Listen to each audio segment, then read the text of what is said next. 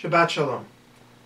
It's hard for me to believe that it's been a week since the end of the terrorist activity that happened last week in Paris unfolded as we all sit by our televisions as the siege, not only on a newspaper but also on a kosher supermarket, took place.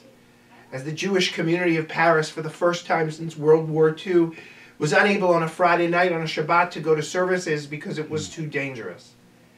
I can only imagine that for Jewish people around the world, as this scene unfolded, that it was tremendously painful for us all. Especially for those Jews who live in France and for anybody who might have a Jewish relative in France to this day.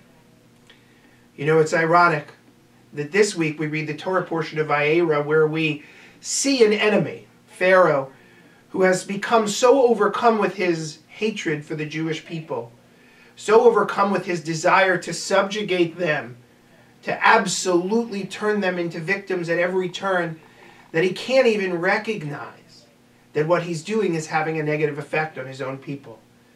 Multiple times the text tells us that God hardens Pharaoh's heart, and Pharaoh will not let the people leave. We often ask the question how it is that we blame Pharaoh if it was God who in fact hardened Pharaoh's heart. How could we blame Pharaoh for what happened to the people, and how could we not blame God if it was God who made Pharaoh so stubborn? Well, the reality is, as our rabbis say, that it wasn't God who made Pharaoh stubborn.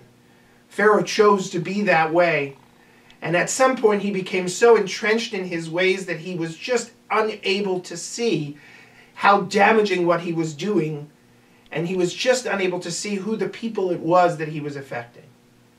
In many ways, as we fight Islamic terrorism around the world, we face a similar enemy. People who are so far gone from rational thought and rational behavior that they can no longer see everything that they're doing and see what it is and who it is that they're affecting. It's kind of sad, on one hand, that we're dealing with a similar enemy so many years later. But we know that the Exodus story ends with a measure of hope. And this story, too, hopefully will end with some hope. I'm sure all of us watched on Sunday as leaders from around the world marched in solidarity against Islamic extremism. I only wish that there had been a leader from our country represented at this important moment in human history where we all stand up and simply say that it's not okay. Not that dissimilar from the way Moses and Aaron stood up and told the people that what was happening was not okay.